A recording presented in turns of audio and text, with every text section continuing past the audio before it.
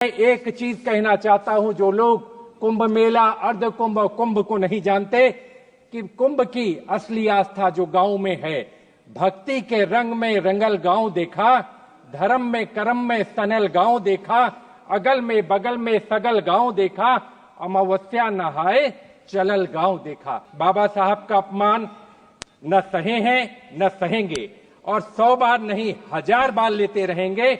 और हम सब मिलकर ये कहना चाहते हैं, भारतवासी, इससे ज्यादा हम लोगों के लिए खुशी की बात नहीं कि माननीय राष्ट्रपति जी ने बाबा साहब भीमराव के अंबेडकर के नाम से आज शुरुआत किया। मैं इलाहाबाद से चुनकर आता हूं, वहां पर जो कुंभ मेला का आयोजन किया जा रहा है, मैं सबसे पहले संसदीय क्षेत्र इलाहाबाद, इसलिए मैं सबसे पहले उन श्रद्धालुओं को जिन्होंने अपनी जान गंवाई है, उनकी स्मृतियों को नमन करता हूं, श्रद्धांजलि देता हूं।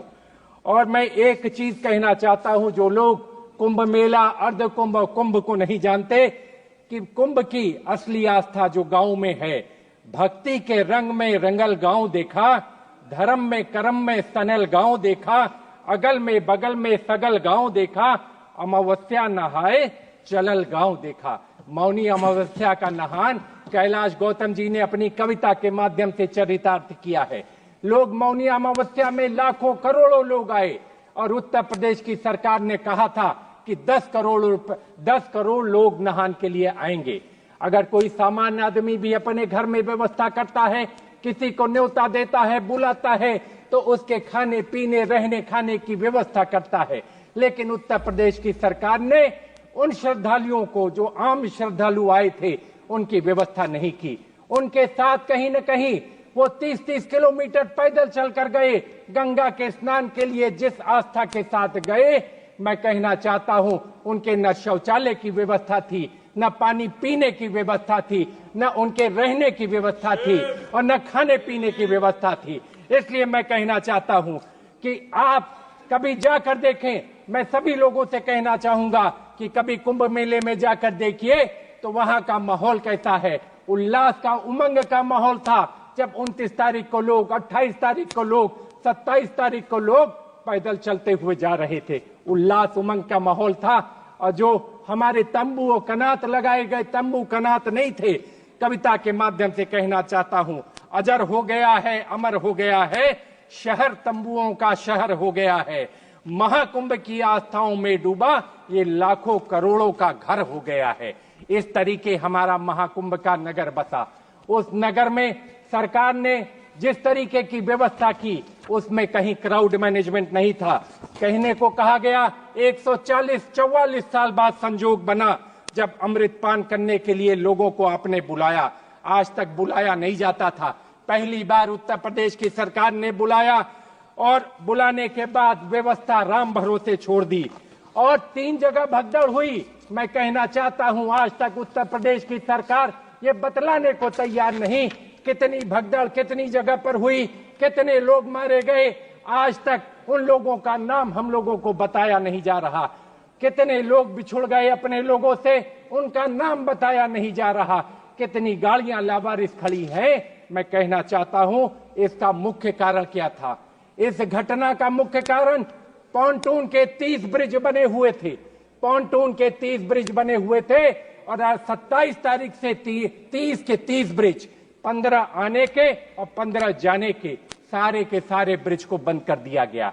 एक ही मार्ग से आना था, एक ही मार्ग से जाना था। इस कारण ये व्यवस्था खराब हुई। मैं कहना चाहता हूं, जब आदमी इतनी दूर से चलकर आएगा 20-20, 30-30 किलोमीटर, तो वो उसी रेती में जाकर सो गया। एक तरफ सोते हुए लोग और एक तरफ चलता हुआ जन सैलाब। कहीं न कहीं जिला प्रशासन, कहीं न कहीं मेला प्रशासन, कहीं न कहीं पुलिस प्रशासन फेल हो गया। उत्तर प्रदेश की सरकार के दावे खोखले साबित हुए और आदमी इतनी बड़ी दुर्घटना घटित हो गई। मैं कहना चाहता हूं, ये वीआईपी मेला नहीं था, ये आम श्रद्धालुओं का मेला है, ये आम श्रद्धालुओं का महाकुंभ है। लेकिन जिस तरह वीआईपी गाड़ियों की हूटन लगी गाड़ियां, सायरन बजाती हुई गाड़ियां, संतों की वाणी उसमें खो गई।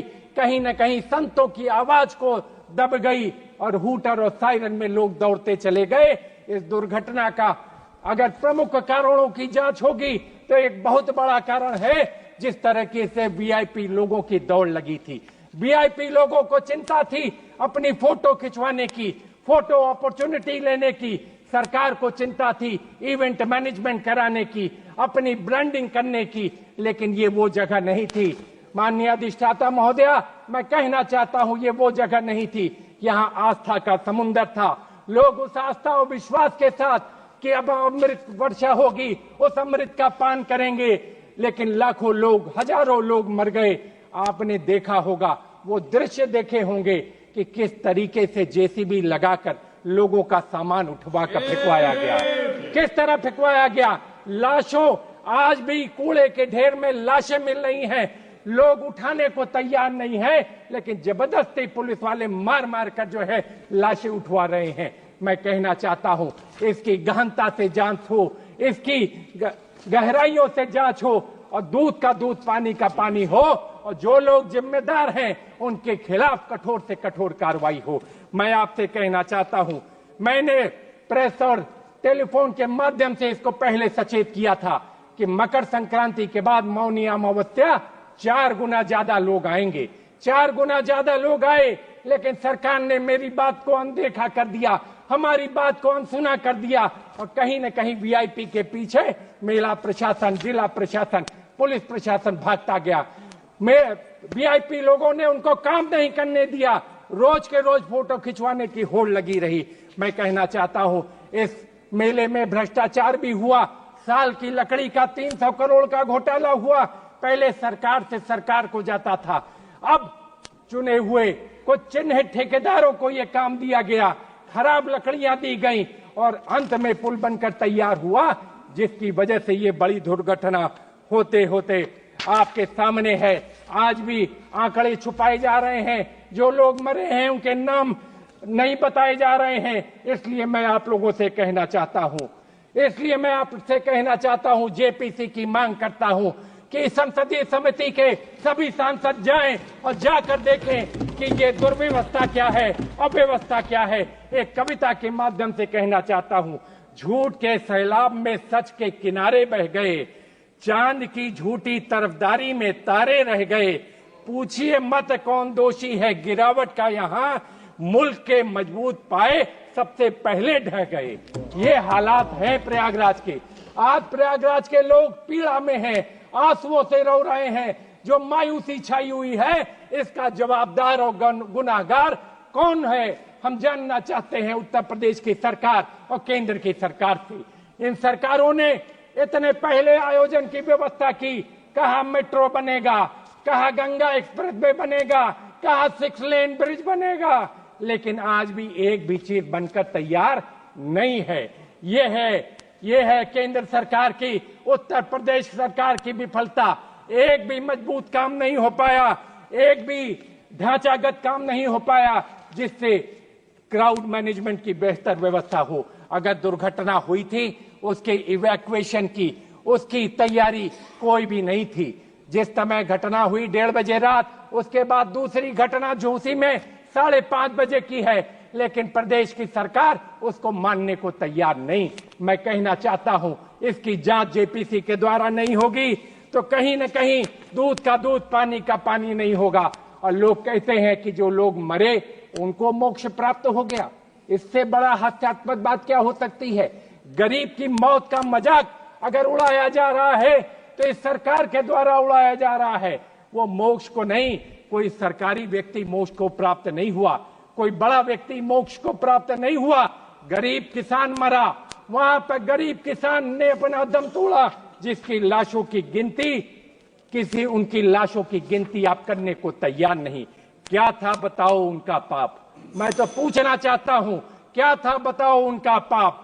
हादसे, नाकामियों, गलतियों के बाद भी थपथपाते दिख रहे, अभी भी अपनी पीठ आप थपथपा रहे हो इतनी नाकामियों के बाद। इसलिए मैं आपसे कहना चाहता हूं, इसकी जांच होनी चाहिए। राष्ट्रपति महोदया, मैं संबद्ध करना चाहता हूं जो नेता विरोधी दल ने जो कटौती, जो प्रस्ताव रखा है, जो संशोधन का, उससे संबद्ध करना चाहता हूं।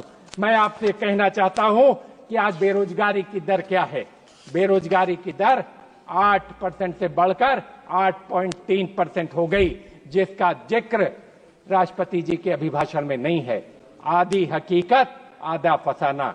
राष्ट्रपति जी ने जो अभिभाषण दिया, कहीं न कहीं सरकारी पूंजीगत व्यय पिछले 6 महीने में 37% रह गया, जो पिछले बरस 49% था। कहीं पर राष्ट्रपति जी ने उन बातों, उन तथ्यों को छुपाया जो देश को जानना चाहिए।